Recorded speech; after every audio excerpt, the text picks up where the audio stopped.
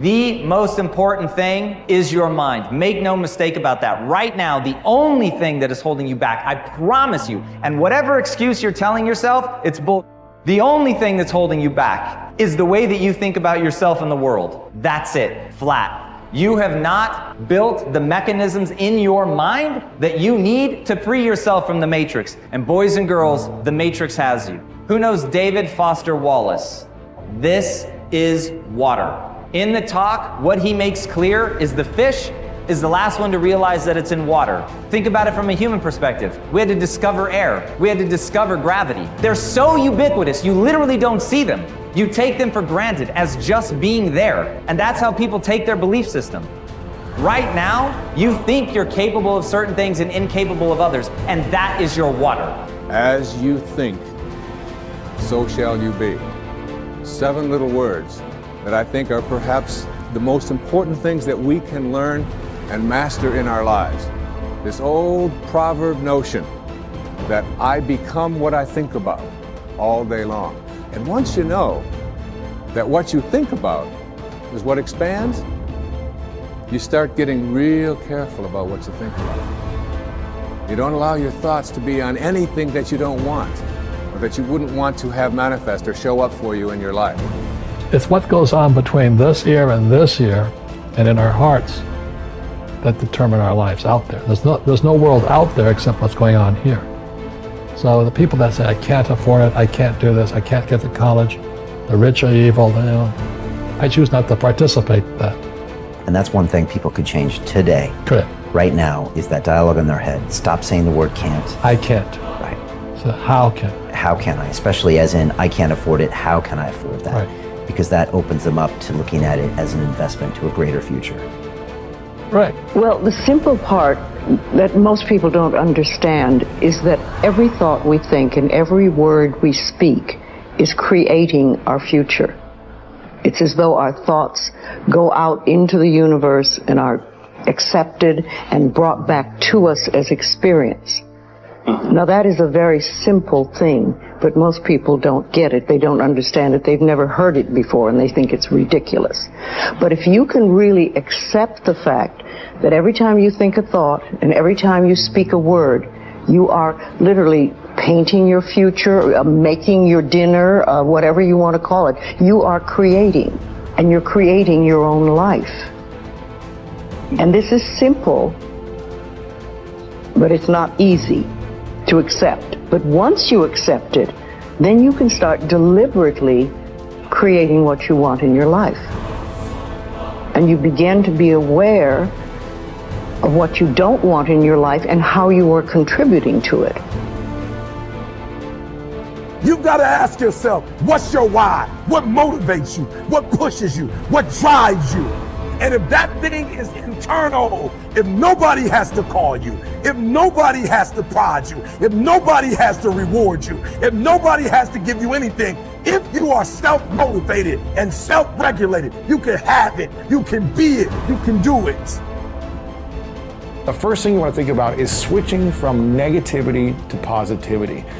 So many people get caught up in focusing on what they don't want to happen in their future, but they start living almost in constant fear of what could go wrong and what won't work out. And when we come from this place of, well, I don't know if I put myself out there, it's not going to work out, and then I'm going to get made fun of, and then I'm going to be embarrassed, and then I'm going to be stressed, and no one's going to love me. And then we go in this rabbit hole and this kind of cycle of fear and anxiety, and that is not how you attract good things in your life. You can't start from your way of being of negativity and fear and expect to attract beautiful things in your life.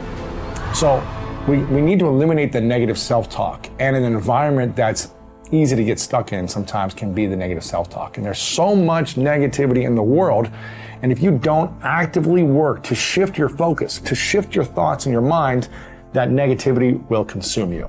You have a choice. Do you want to spend your life deciding what you want and what you don't want, and then chasing it outside?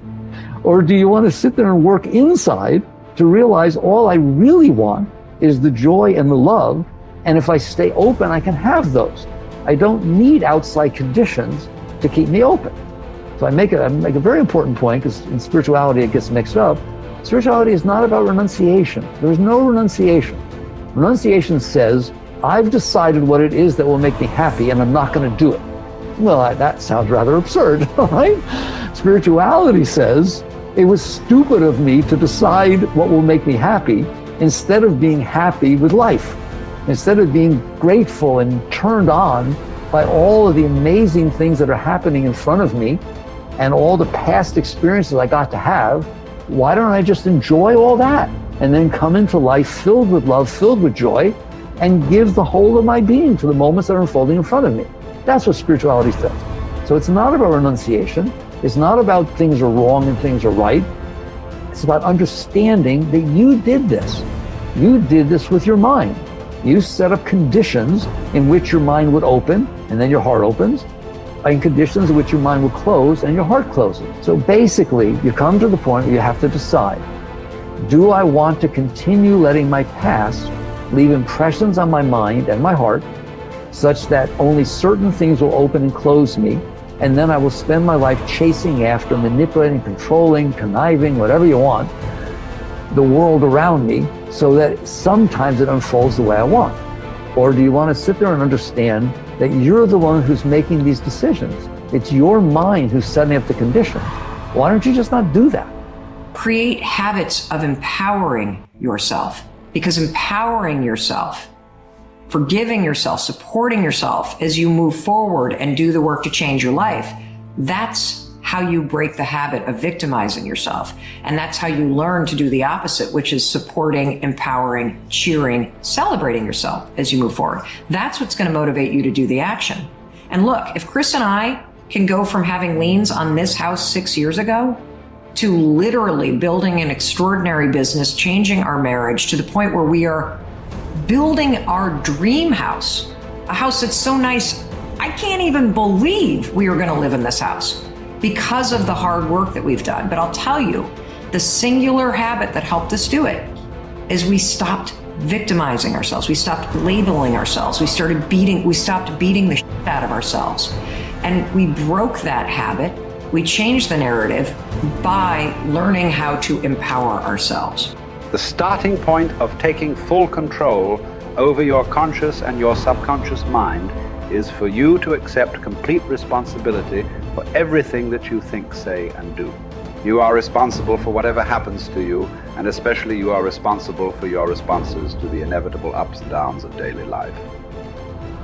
As Eleanor Roosevelt said, no one can make you feel inferior without your consent. I used to think that setting goals and making plans was the starting point of success in life. After a while, I changed my mind because I realized that something else actually comes first. What comes first is the acceptance of complete responsibility for yourself and for everything that happens to you. Real maturity begins when you finally realize that no one is coming to the rescue. It is only when you accept total responsibility for your life situation, with no excuses and no blaming of others, that you move into a mental position to kick the long ball in your own life.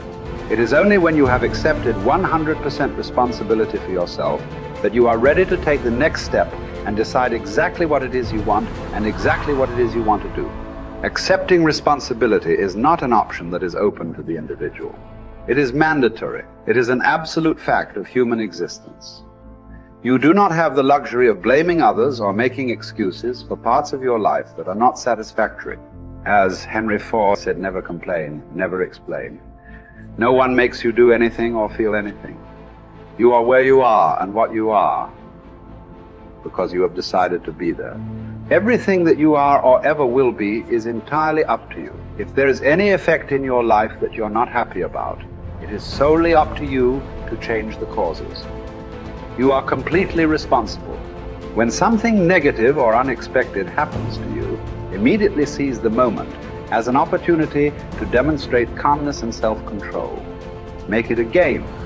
Instead of allowing yourself to feel negative, deliberately force yourself to substitute something positive.